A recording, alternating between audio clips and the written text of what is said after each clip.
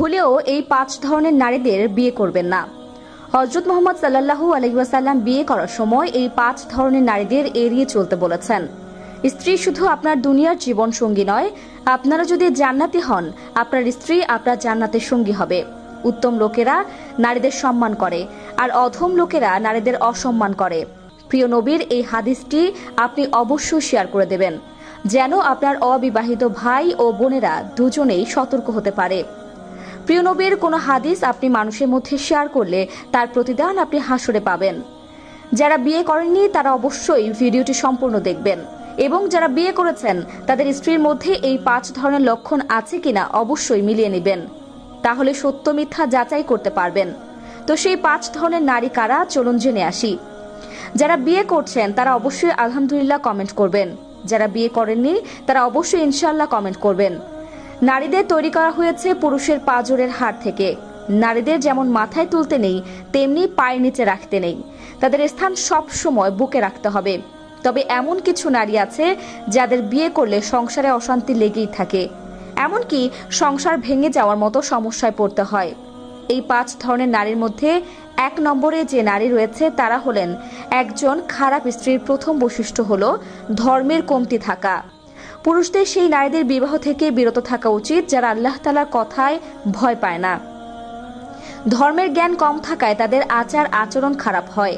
2 নম্বরে সেই নারীদের থেকে বিরত থাকতে বলেছেন যারা স্বামীর থেকে নিজের কাজের প্রশংসা নিতে চায়। উদাহরণস্বরূপ, কোনো স্ত্রী যদি স্বামীর জন্য কোনো কিছু করে এবং তার বিনিময়ে খোঁটা দিয়ে কথা বলে অথবা প্রশংসা নিয়ে ঝগড়া করে। 3 নম্বরে সেই সকল নারীদের থেকে বিরত থাকতে বলেছেন যে নারীরা বাজার ঘাটে অযথা ঘুরে বেড়ায় এবং উচ্চস্বরে কথা বলে উচ্চস্বরে হাসাহাসি করে। 4 নম্বরে সেই নারীদের থেকে বিরত থাকতে বলেছে যারা নিজের মুখ এবং কাপড়ের সৌন্দর্য বৃদ্ধি করার পেছনে সময় ব্যয় করে। এমন নারী আজকাল অনেক রয়েছে যারা দিনরাত 24 ঘন্টা বাজার ঘাটে ঘুরে বেড়ায়, নিজের সৌন্দর্যকে বৃদ্ধি করার জন্য অনেক কিছু অ্যাপ্লাই করে, নিজেকে স্মার্ট দেখানোর জন্য স্মার্ট কাপড় চোপড় ব্যবহার করে।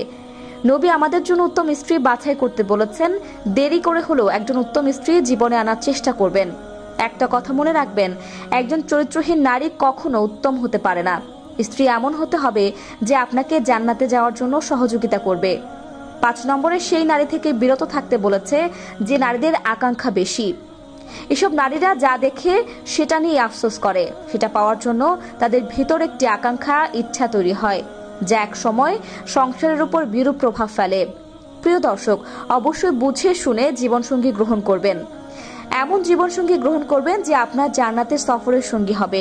কথায় আছে, একটি ভুল সারা জীবনের কান্না। প্রিয় দর্শক, হযরত মুহাম্মদ সাল্লাল্লাহু আলাইহি ওয়াসাল্লাম আমাদের এই দুনিয়া থেকে সকল বিপদ আপদ, বালা মুসিবত থেকে বেঁচে থাকার অনেক উপায় বলে দিয়েছেন। তিনি তার উম্মতের জন্য কতই না উদার, কতই না মায়ার।